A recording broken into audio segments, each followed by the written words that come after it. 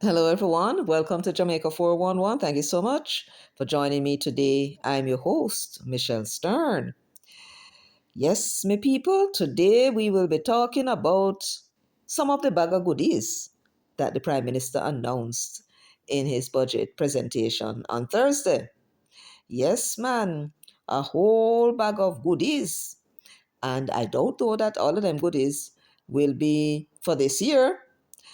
I do believe because it is the first budget for the new term that what we were hearing was what it was that the government planned to do over the 5 year period. Now, it is me saying so. I cannot recall if the Prime Minister did say that, but by the sound of it, it must be so. Now, there seems to have been a little bit of confusion in the minds of some persons who, well, seems as if confusion is the order of the day for them. We're not going to judge, and we're not going to laugh, or we're not going to mock. What we are going to do is correct. Now, we're going to be talking about particularly the minimum wage that was increased. And for me, of all the things the Prime Minister said, that is the most important one. And I will tell you why I say so in a moment. But before I do, I want to ask everyone a big favor. Can you do me a big favor, please? And give the video a thumbs up from now on. Please give the video a thumbs up because you know me not going to remember to ask you during the video. And of course, share the video. Subscribe if you have not yet done so. And please feel free to leave your comments in the comments section. And you know, I am very grateful and very thankful when you do so and for doing so. So you do it already? Yes. Great. Thank you very much. So let's now continue. But I want to point out to you that this administration has cut poverty from 16% to 8%. And largely that has happened because our administration has tripled the minimum wage. And I've heard the cries of Jamaicans. I was campaigning in central Kingston during the local government election in 2024. I'll never forget it. A young lady came up to me and she said, Prime Minister, why you increase the minimum wage? We had just increased the year before, and she said, Prime Minister, no, you have to increase the minimum wage again. And we went back and we looked at it. And at that point, we concluded, and I'm saying this tonight because of the very important announcement. Jamaica will move to a livable wage system. In the next term, Jamaica will move to a livable wage system, and we will do it in a way that will not affect business or affect the economy. So, over the next few years, in our third term, we will double the minimum wage from $16,000, what we have carried it to now, having almost tripled it, to $32,000. In our first budget, the minimum wage will move from $16,000 to $18,500, and then gradually after that for the next few years. Listen to me carefully. In our first budget, the minimum wage will move from $16,000 to $18,500, and then gradually after that for the next few years. So I played that bit twice because, you know, there are some persons that, you know, will have a little comprehension problem. And it's not something that we're going to laugh about or mock or anything like that. It is a fact of life. Sometimes it's because they're young and the brain is not quite yet fully developed. Sometimes they're older and the brain is still not quite fully developed. Sometimes because they're not listening well and therefore they may run away with the wrong conclusion. Oftentimes, they are so excited about the news that they run off without listening to the rest, or they're not focused on what it was that was said, or maybe they were talking at the time. All sorts of reasons may, there may be why it is that somebody may not get something, including, of course, and we can't leave out of the picture because I'm sure they'll be offended if we left them out, the political propagandists or some political people who think them smart and you are idiots so they can't tell you anything. or for them people anything and they believe. Yes, them in the mix too. The liar them. So you heard very clearly, and I'm going to play it again. The Prime Minister announced that the minimum wage will be increased to 32,000. He has set, by doing so, a target that he plans to arrive at in this term, given the economic conditions. And how did he say he's going to arrive at that target? By gradually increasing the minimum wage, year by year, until we arrive at the $32,000 per week. So the speech that you heard was last year during the election campaign. I believe it was the last Sunday, may have been, before the election on September 3, 2025. And this was what he said in that segment. I'm going to read it for you. So remember now, this was a general election campaign, and the Prime Minister was attempting to appeal to voters to give him another term, and he was outlining his plans, telling the voters what it is that he would do in the next 5 years in a new term. And he went on to say, in our first budget, so the first budget after the people vote for him, he's saying that the minimum wage will move from 16,000 to 18,500. And then gradually after that, for the next few years, what is going to be happening gradually after that? The movement of the minimum wage. He also said at the very beginning of that clip that I played for you that the minimum wage eventually would arrive at 32,000. So that's the target. Now, he gave credit to a little lady that he met in Central Kingston who asked him to raise the minimum wage. So apparently we over here at 411 have no influence at all. But we know him listen. You know how we know that he listen? And to his eternal credit, he does listen. Because it was here at Jamaica 411 that we urged the Prime Minister to increase the minimum wage, and we told him all the reasons why it should be done. So evidently we did succeed in catching his ear, and he responded. And the lady in Central Kingston urged him to raise the minimum wage, and that was very nice of her. Good for her to influence him. But what we were proposing here, he did accept as a way forward, because we were saying here that the Prime Minister should consider setting a target and then work towards that target. We were suggesting that the minimum wage should be increased more aggressively than it's being increased now. We were proposing every 6 months, no matter what you're putting on it, if it's even $200 put upon it, until you arrive at that target. And our argument here is this: the reason why we're having the problems that we're having in this country, for the most part, the majority of the reasons why we're having all them problems, is because of low wages.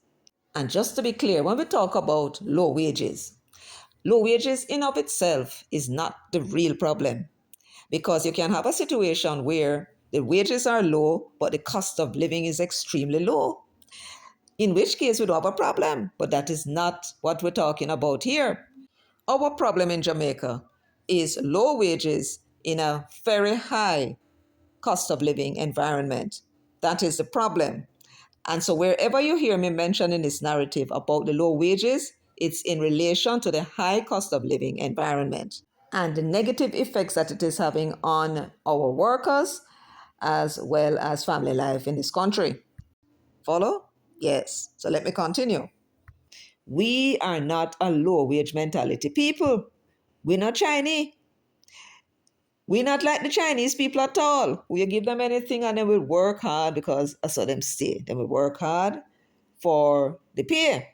You give them a good money, then work hard. You give them a bad, poor money, little and nothing, then work hard. See me? And we that. So we would solve the productivity problem. I am not asking anybody about it. Me have living proof that the productivity problem that we have in this country is not because the people them don't have no skill. The man who has no skill has taken on himself a job that does not require him to have skill, right? He has knowledge of the job, and him go on him do him job, him don't have a certificate. And the Prime Minister was quite correct when he said the certification in this country is extremely low. I believe it's a high number, of the workforce. We have about 1.3 million in the workforce, and around about 600,000 or so don't have no certification. But not having certification does not mean that they don't have knowledge of the job. It's just that they will not be able to present something to somebody and said, here we go, I went to school and I studied this. See? Yes. And just to make the point that the technocrats may have told the PM, and he may have known of himself, that certification is one thing, but there are many people with talents. And what they do when they don't have certification, they depend on word of mouth in order to get business. So how well they do their job is what is going to recommend them for the next one.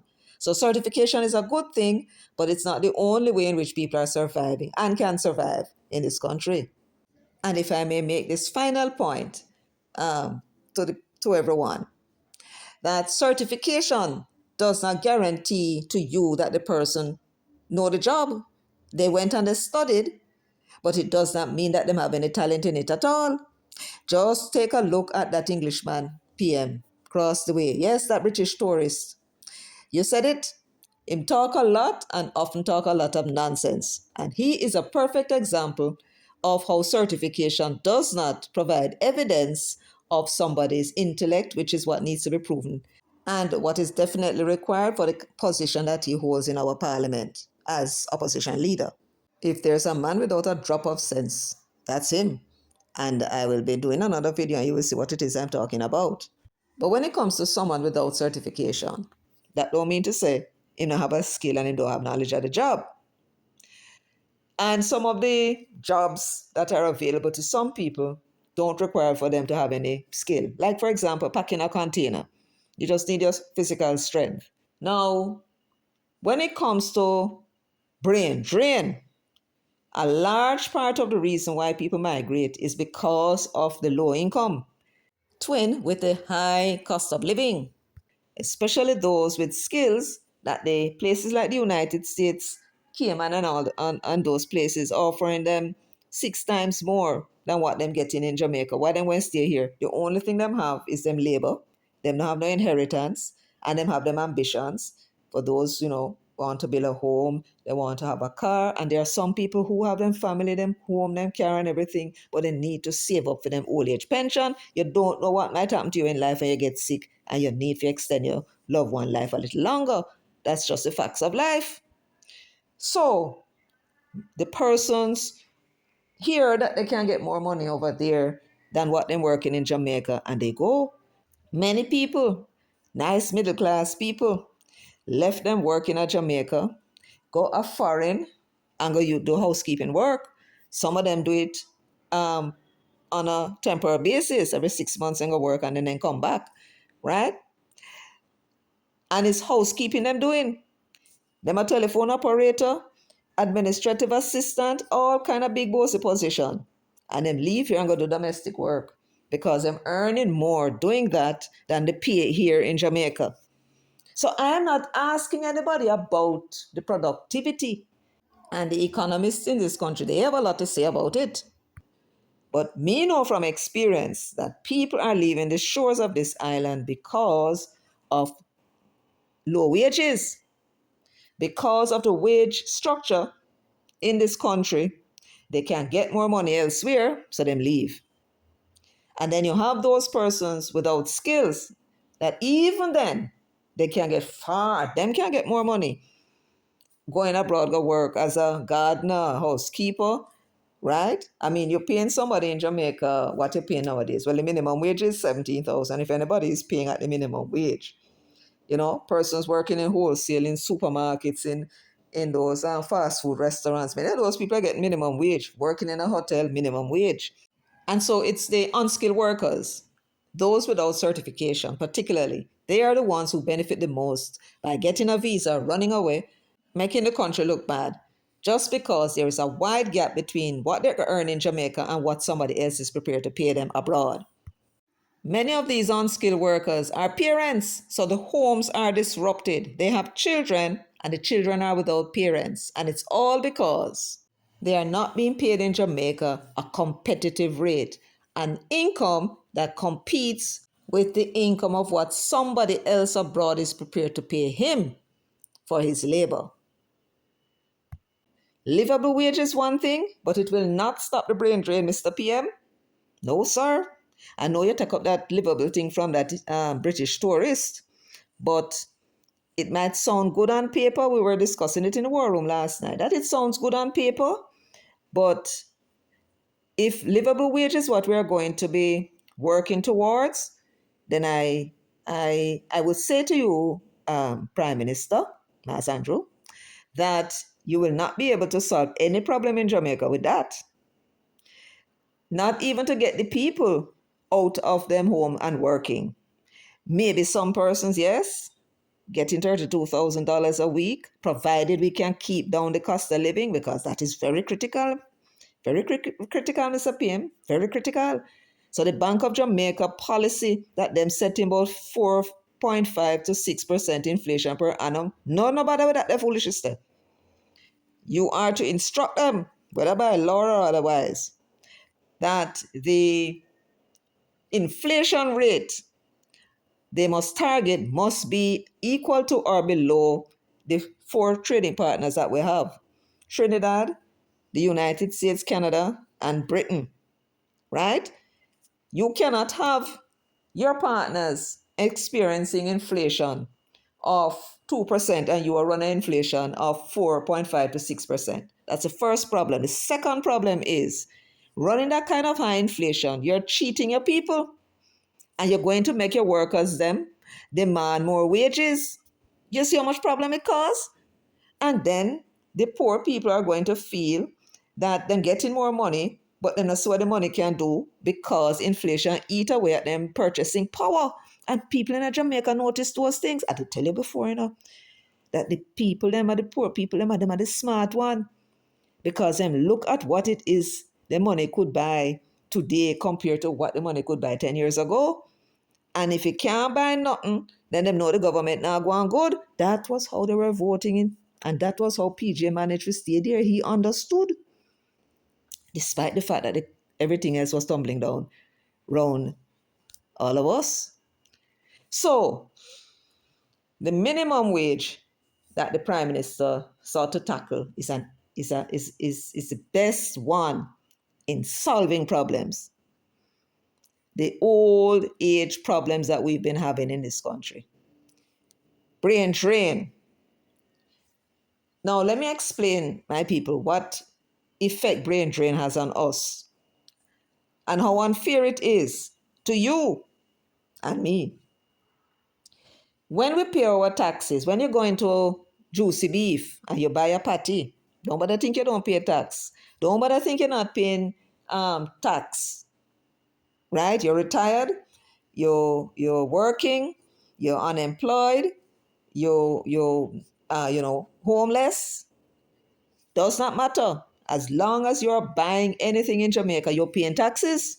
As a matter of fact, the tax that the Minister of Finance, Favor Williams, announced, which I think is 900 and something billion, maybe a trillion by now, every single dollar out of that is coming out of your pocket. Every dollar that you spend, it is you who pays the taxes, the consumer. Nobody else. And when I say nobody else, I mean it is not the businesses that pay taxes. What they do is they pay over a portion of their profit, but where did that profit come from? No, me and you. So it is the poor people, the middle class people, and those who are rich, all the consumers who spend money, we are the ones who pay that $1 trillion tax. And that burden falls squarely on the shoulders of the minimum wage earners and those who earn less, the poor people, because they are in the majority. They feel the burden more because most of their money, over 50%, is spent on food and transportation. They have very little left in order to improve their material conditions. When you take this into consideration, these poor people and those who are below the poverty line. They are making an enormous sacrifice when they work and they can't even improve their material condition in a way in which they hope to or want to. And the system extracts the taxes out of them, whether they want to, yes or no. And they pay those taxes. The taxes is distributed over many sectors. The teachers, because the government has government schools, it has hospitals, it has the police, the army, and the civil servants. And the taxes that you pay is distributed there. You also have contributions that are made from your salary, and the businesses pay from their profits and net profits and gross profits. And those now are the Hard Trust, the NHT, the NIS, and the education tax, right?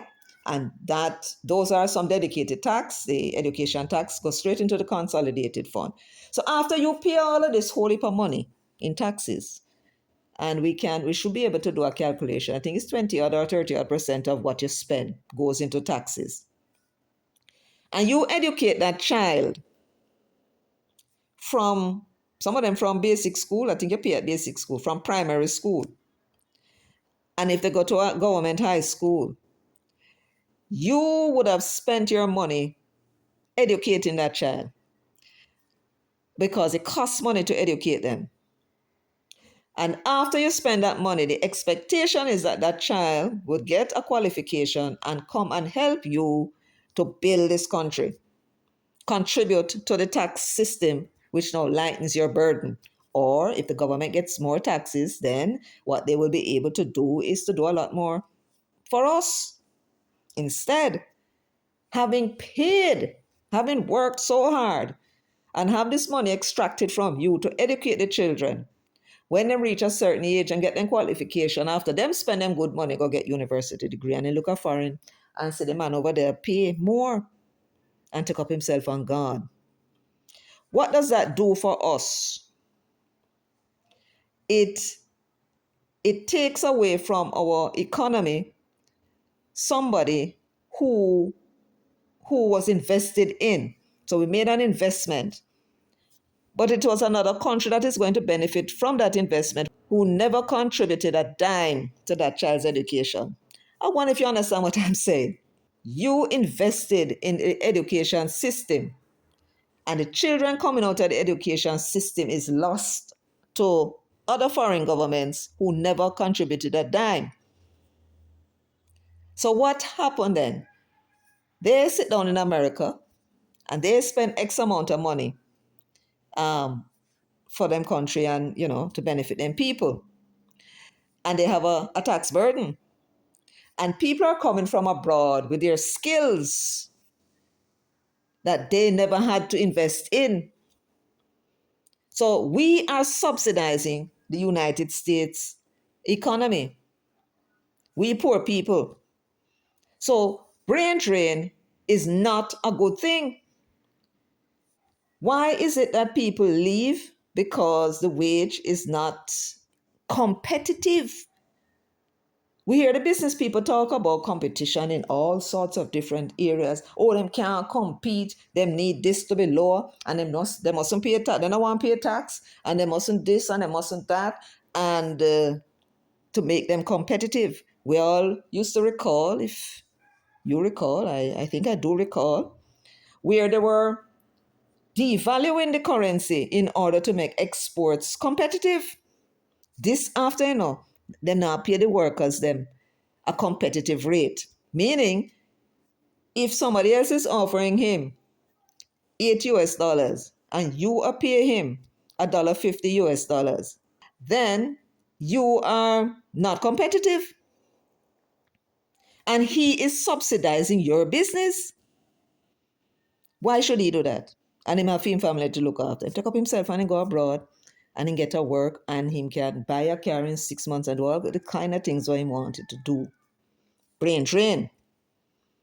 So, in my view, the focus on the minimum wage increase, if we are going to set a principle, if we might want to call it that, has to be what it is that it is intended to prevent, what problem it's intended to solve.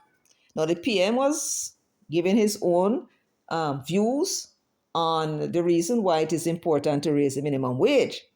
And he had said that it had to do with the fact that we have 3% of the population still not working, and the low wage may be the reason. And that is true. You have some people out there squeeze out things in them hand miggle. Now work for them a big little bit of money then. You give them an illegal job and then make a bag of money. That's for them, right? Some of us are a little too smart for one good. That is true. And so for some people, they will not work for them little bit of money. But I promised the Prime Minister that those persons that me just mentioned, they're not going to work, but it will provide incentive for some persons who are not working now to work. Barbados is paying the equivalent of 31,000 Jamaican, and if you can give that, bring the wage up to 32,000, as the plan is, then there is no reason for any Jamaican to take up themselves and go to Barbados unless he can't get a job. There are many people outside of the workforce, young people especially, who want to work, but when they look at what is being paid here compared to what they can get off foreign, that's where they want to go, foreign. Raising the minimum wage will indeed entice them to come out and work. And there are many, many economic spin-off that we will get from having more of our people coming out to work. The economy will grow, and what is more, with more people working, it would ease the burden of taxation on all of us. So there you go. In addition to what we're saying here, the PM found another problem that we didn't find. A problem which raising the minimum wage would indeed solve. Oh, yes.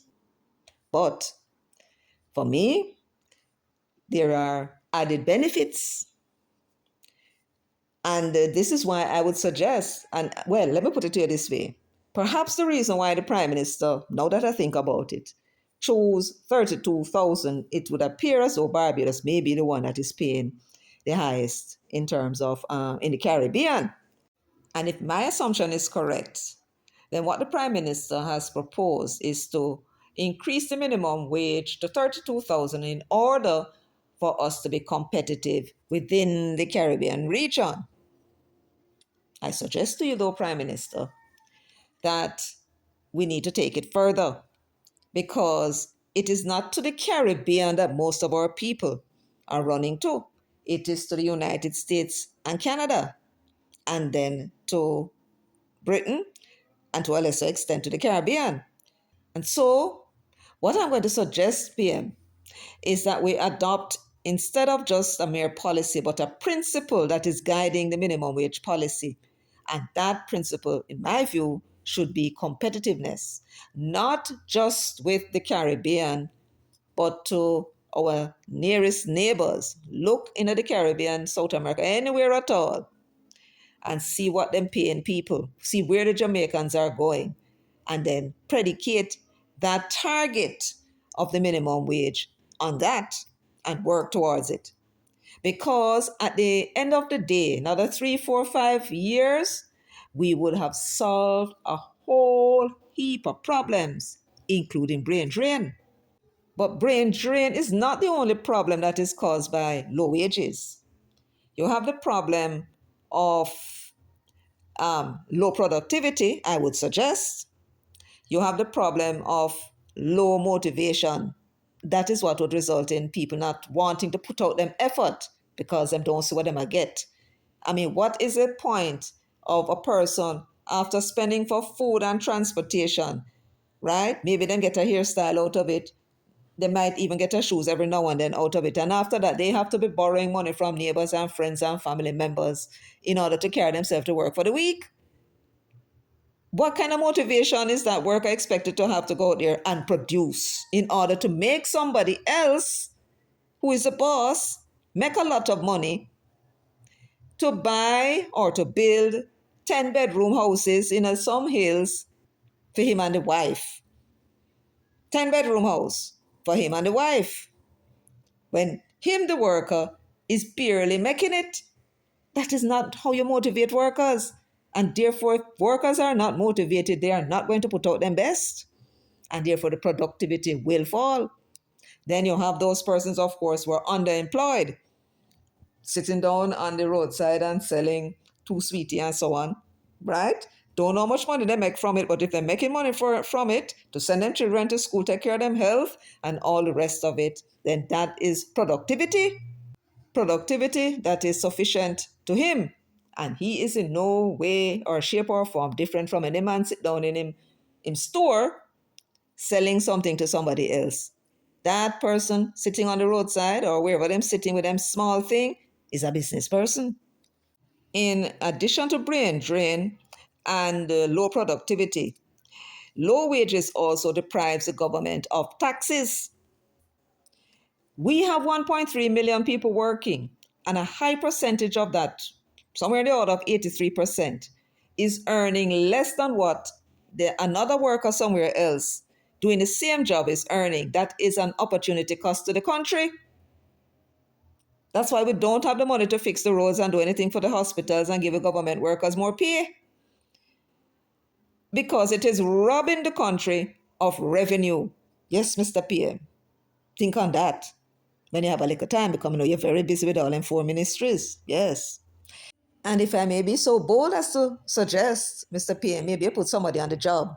Let them do up a chart of all the countries, or a sufficient number of countries, maybe 10, 15, where they have a similar workforce as us, 1.3 million, and being paid a higher wage. Let them give you some also paying lower than ours. Then look at the taxes that are being paid, the amount of taxes, the productivity, as well as the output, the economic output, and the economic growth that is being enjoyed by those persons. Work out an average. Whatever average you get, Mr. PM, that is the opportunity cost that is lost to Jamaica, because governments over the years have been listening to these business people whose brain were fashioned on a slave plantation, where they believe that they must work people, pay them nothing, and put everything in a for them pocket. That is the opportunity cost. And use the examples that you get, Mr. PM, and that should tell you whether or not increasing the minimum wage will have any negative effect on the economy at all. I doubt it very much, because one way or another, it is coming back. If there is going to be a negative effect, it is on the imports of finished products, which is going to probably our worsen our foreign exchange situation, which means though you have to go get busy and find ways in which we can earn foreign exchange. And we have a few ideas about that, Mr. PM. Very radical, yes, but very workable. For we don't work in the box business, no, sir. We work outside of the box. And it cheap, Mr. PM. Very cheap. Don't cost the government a thing more than for going to the parliament, go pass one and two laws. Yes. Simple as that. So, minimum wage is critical to achieving every single other thing that the Prime Minister announced on behalf of the government in the Parliament on Thursday. It is critical. Why? Because it is income that is providing the taxes that eventually is going to enable the government to do all these things. You see the connection? Yes, man. Tell us, say you're bright, man. Well, we are bright people. We are black people, man. We are melanin. And melanin is what is the key to intelligence. Now, the Prime Minister, though, is on the right track. Whatever his reasons that he gave, it's going to have the same effect. But because his reasons that he gave is different from the principle of the things that I'm talking about, trying to keep the people here in Jamaica, being competitive, have a competitive income. What he's doing is actually competing against the Caribbean, but he has to compete against the United States and Canada.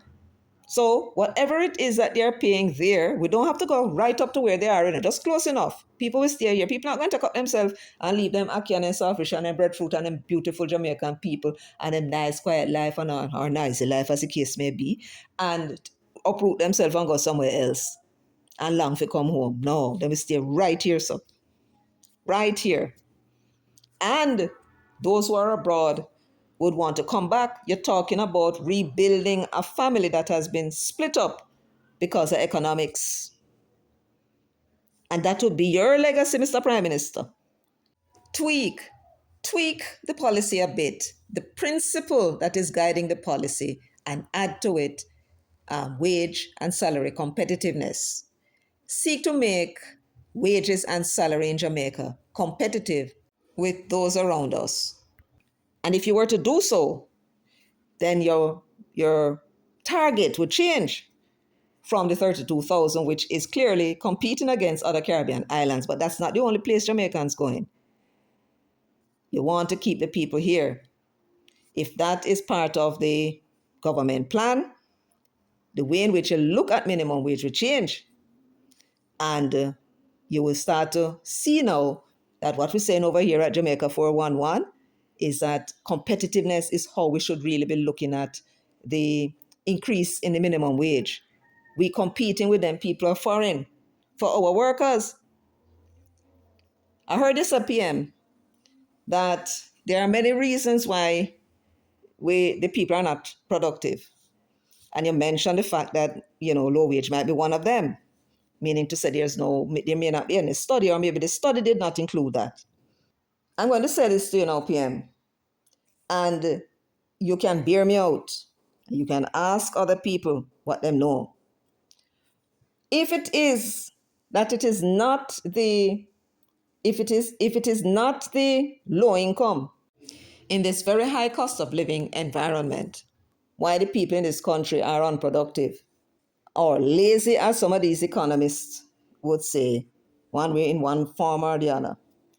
Why is it that when the same worker leave Jamaica and go to the places like the United States, we hear that we are some of the best workers, hardest workers, when we left Jamaica and go somewhere else? What it is that is happening there, because them job not all that stable, maybe that is the reason. But in this country, Prime Minister, large amounts of persons are not working on the basis of contracts. Some of them just turn up, boss say, I'm going to pay you this, and them do housework, and them do gardener work, a whole lot of those work jobs, painting, a whole lot of those jobs that people do are not on any contract. They're not working as a staff or any contracted worker. So they can be terminated anytime. And yet the productivity problem is in there so too. So what is going on? So let us ask ourselves this serious question. Why is it that that worker in Jamaica, the lazy worker, those lazy workers, when they leave and go to abroad like the United States and Canada, they are considered the same people, some of the hardest working people, and they are much sought after? What explains that? Everybody wants to hire a Jamaican. Yes, because we are very hardworking. What is motivating them, Prime Minister? Because that's the key. Productivity has to be about motivation. Don't you agree? And Prime Minister, you're in the right position to get the answers to that question, if there are more than one answers. How important is motivation to productivity? Let them tell you, whether or not motivation has anything to do with the productivity level of a worker and what role that it plays. And then, PM, you will have your answer. You will have your answer as to what it is. The reason why the Jamaican workers lazy in Jamaica but work harder foreign, wherever they go. So I want to congratulate the Prime Minister, because, we at Jamaica 411, we mark very hard indeed on his, carrying out of his promise. Yes, we never get the 18.5, but that's all right. Next year, we can get it. I have no doubt in my mind that the economy is going to pick up. Most of what they say we lost, we're going to pick up, because a lot of the country's industry, such as housing, agriculture, especially housing, you're going to see a monumental growth in the housing contribution to GDP, because the house them blow down, them are going to fix back. The people are not going to stay out the door for long. Them going to round up the money, then go and buy them lumber and them nail and them zinc and them everything and them furniture, and them are go right back, and you're going to see a massive growth in construction and in agriculture. Now, remember, construction is something that is ongoing, but these are new houses, roofs, and so on. It's going to add, because these were housing stocks that were there for a while. They weren't part of the construction. So now that the houses and the roofs and some of the houses are blown down, it will not be treated like agriculture, where the agriculture sector might be X amount of billion per year, and then you get a damage, and then you go back to the X amount of billion per year after a period of time before it is considered that there is growth in agriculture. This is different. These are new. This is as if new houses will be built, new repairs are being done to houses, and that adds to construction. So we're going to see what happens. And for the other items that the Prime Minister spoke about, we will look at them and see if there's anything particular to bring to your attention, and then I will. But the minimum wage, I cannot stress anymore how important it is to get that up as quickly as possible to a competitive rate, because it is that component of the economy. Why it is the government don't have enough money to fix schools and to buy all equipments in a hospital. I want you to think about it.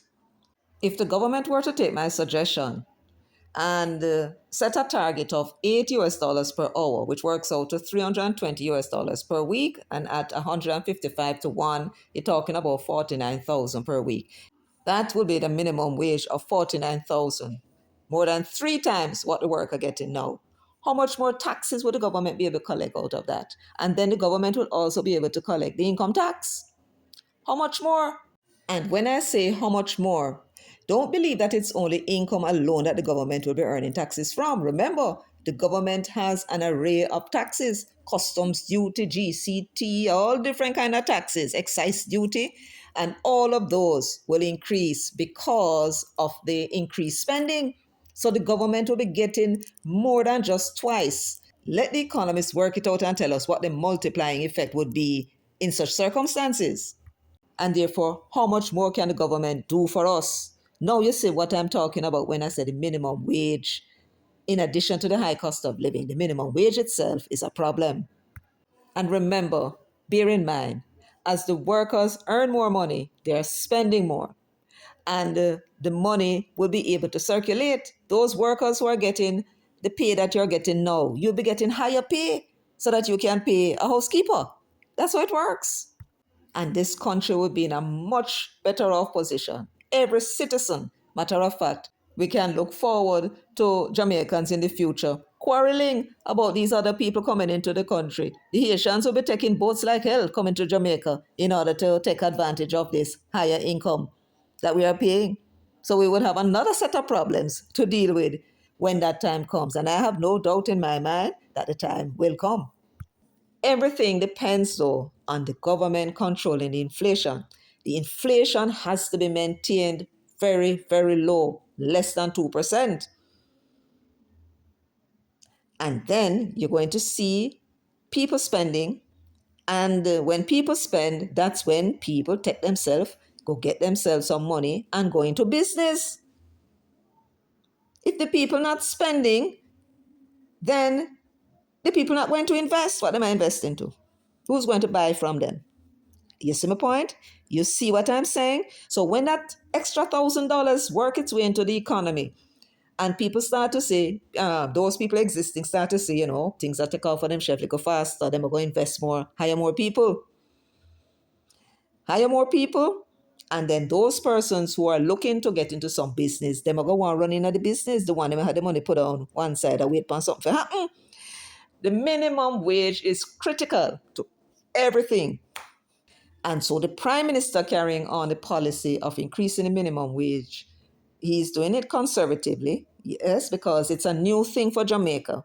We have been increasing the minimum wage over the years, But we have been following these business people who are telling us that they cannot afford and cannot afford. Don't do it, don't cause this. And the government, them a government. Them a listen to these people because they think they know what they are talking about. When all they are trying to do is to prevent themselves from paying out money to them workers so that they can go build a 10-bedroom house with them and them wife to live into. You understand me? So now that the government is realizing, and it's going to take even more time to realize it a little bit more, that raising the minimum wage does not have a bad effect on the economy. Instead, it has a very good one. At some point, he's going to get a little bit more confident to raise the minimum wage more aggressively. And we look forward to that day. Yes. So that's it for me today. I want to thank you all for joining me, for sharing, for giving the video a thumbs up, for subscribing, and leaving your comments in the comments section. Until next time, take very good care of yourselves and walk good.